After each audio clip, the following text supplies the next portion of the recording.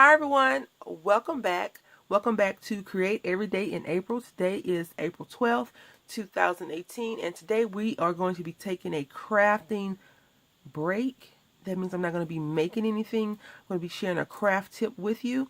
This is just how I do this. You can do it however you want. And I always welcome comments in the comment section if you do it a different way and you have a better way to do it. So today what we're going to be doing, we're going to be stamping and die cutting. The first thing I want to talk about a craft tip is, and it's something I'm very, very bad at doing, and that has to do with my die cutting machine.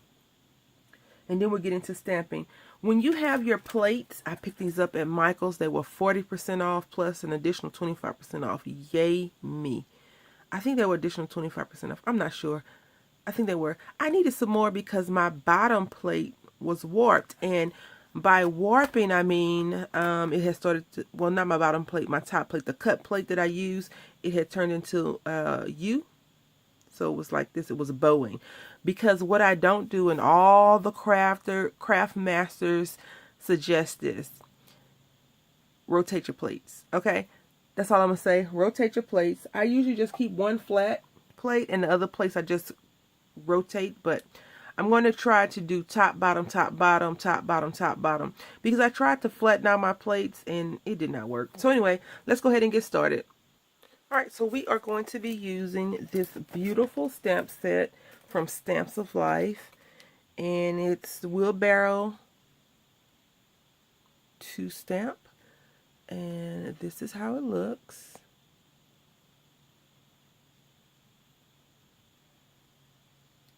I think these are extra. Those are extra because what I got, a little free kitty cat and doggy, which is really cute. But this right here is the stamp set we're going to be using. And I'm going to be probably stamping out the strawberries. And, yep, and the wheelbarrow. In case you're interested, this is what it costs, $12.95. If you're a club member, $10.95. Are you in a mail order craft club? I used to be in the Ipsy Glam Bag as well as the Lip Monthly Club. But then I had a baby and I need to pay for daycare. So, guess what I stopped receiving? My Glam Bag. And you know what's funny? I don't miss it because I never really use the stuff anyway. I'm not a glam person like that. If you have your Tim Holtz tool, make sure you are putting this on clear, just like that. The clear side should be visible. You should be able to read it. And I'll tell you something. These daggone stamps, they will yank all your paper up. Even though you have these quote-unquote strong magnets. I bumped mine against each other and they were a little bit chipped, but I'm not going to replace it. I figure I can just buy a stronger magnet if I need a stronger magnet at a craft store. And I'm just stamping this off because you all know that my desk is a mess right now. I plan on actually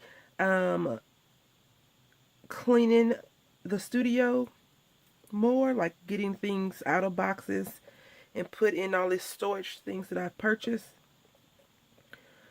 over the last couple of days, months, years, whatever, you know. My thing is, I always struggle with how I want it to be stored because I have a crazy person that lives inside of my head who takes it to the extreme sometimes. And by that, I mean, I get it in my head that I need to sort it out, sort, and she's a sorting fiend. So just, if you have one of those people that live in your head, don't let them out too often. Okay, so right here, I missed a spot. So let's see if I can't do some resuscitation. And I still missed a spot. Maybe it would have helped if I had inked it better, huh? So I'm just going to reapply some ink. And these stamps are made in the USA. That's really cool. I know it's been a big debate on buying things that are not American made, not approved by the creators. And so a lot of people are like, well, a lot of stuff come from overseas. And when you can get something, a good deal for the original item, it's cool. Because I will tell you that whenever you buy something that's not the name brand of a product, sometimes you have to be careful with it, because you know it's not going to come out. It's not going to come out the way you intended it to come out. Makeup, clothes, shoes, Dollar Tree items, you know, things like that. Okay. So now we have our stamped images, and they're so lovely. And if you wanted to, you could stamp your entire sheet of paper up to get ready to do this. But hey, we're not doing that. We're just going to stamp out this cute little wheelbarrow and strawberry and cut them out. Okay. I am so looking forward to going to this scrapbook expo. I think it's, yes, August. I'm slightly nervous though, because I don't want to get there and lose all of my marbles. And by that I mean I don't want to get there and spend a ton of money. Now this has embossing as well, so you can emboss and pop this up. So you would need like a crease pad or a sham to do that, and I missed this spot. So what I'm going to do is I'm just going to cut this out, and all you need to do is put that just like that, however you want it, and tape it down with some wonderful washi tape.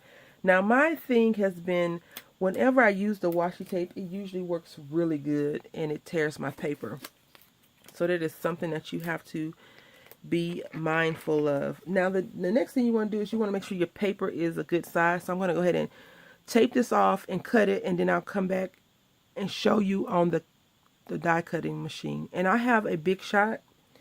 I got this Big Shot in a quote-unquote bundle, which it really wasn't a bundle, but I got it from overstock.com because I thought I was getting a good deal.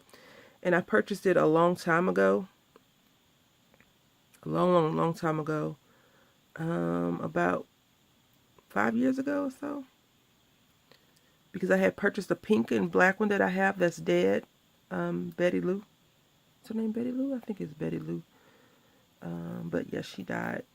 I was, at first, once I found my niche, I went die cut crazy, and it didn't work out so much for her. Now, if you wanted your strawberries to have that etching, of course you could do that, but we're not going to do that. We're just doing this as a craft tip.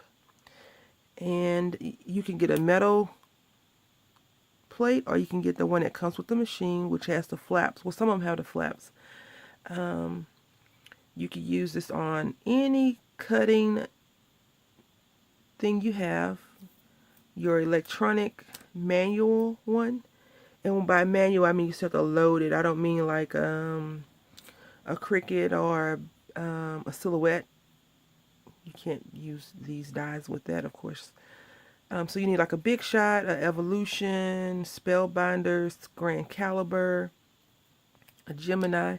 I had heard, and I'm not sure if this is true, that when Hobby Lobby was doing their 75% off sale of their quote-unquote reset, they had Geminis for the low.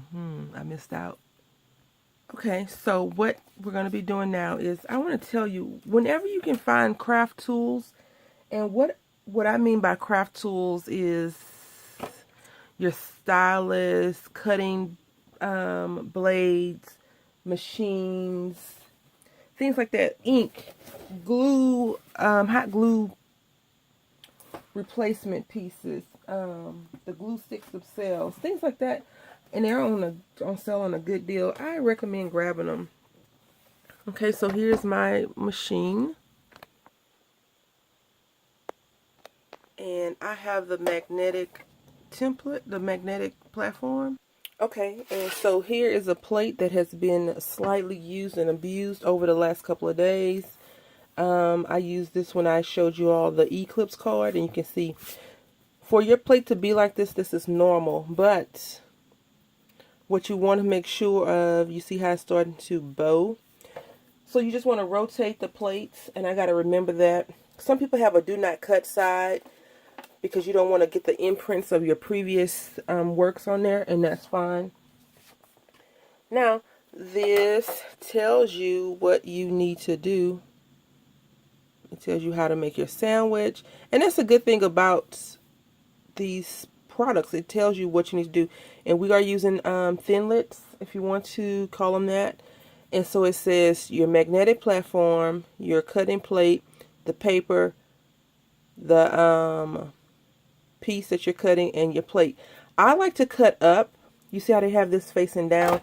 I don't like to cut into my down. I like to cut up. So I like for my indentions. You see how this is? I'm going to turn it over. I like for it to cut like this.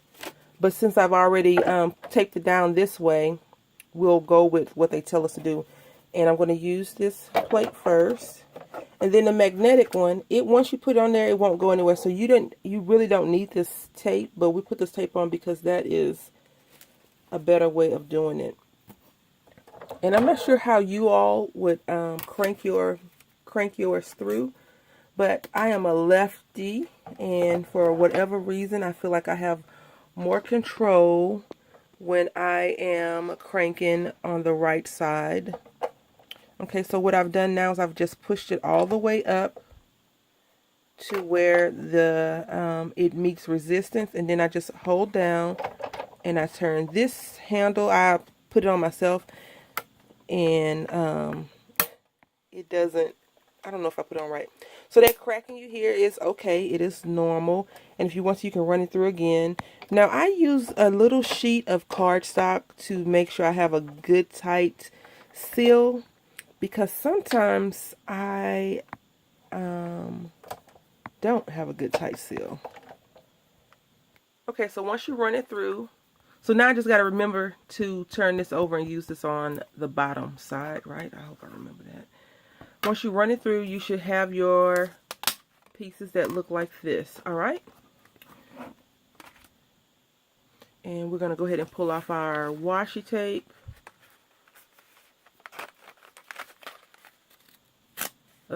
And this is why I do not understand washi. It's sticky when you don't want it to be sticky. It is not sticky when you want it to be sticky. As you all know, I make flip books using envelopes, and so I don't use the washi tape as a thing to hold them together. I just use it as decorations, and sometimes, not all the time, I'll go back through it or go over it with tape. Excuse me, with some type of adhesive to hold down the adhesive. Alright, so this is how it came out, which I think it came out awesome. It does have that little white border around it, which I know a lot of people don't like the white border, and then some people do. I really don't care either way. And so now you could color this up, or you can keep these, or you can use these as masking if you need to mask these, if you want to have large amounts of strawberries and flowers around it. You can do that. This paper looks really nice. This is Georgia Pacific 110 cardstock that I picked up from Walmart. And everything else you saw, these are Thinlits that I got from the Stamps of Life. And then the ink is black archival ink. And this is it. If you have any questions about it, you have any recommendations, let me know. If you want to see me do this right here, I can show you that as well. Just let me know. Because some people don't like the ridges. I'm not sure if you want the ridges or not. But these won't cut, but they will indent. So we'll have indentions. So it's embossing, which is really cool. And I think for these right here, you need a metal. I would recommend a metal shim, or a plastic squishy shim, or some type of crease pads, because you want these indentions to show up if you are doing that.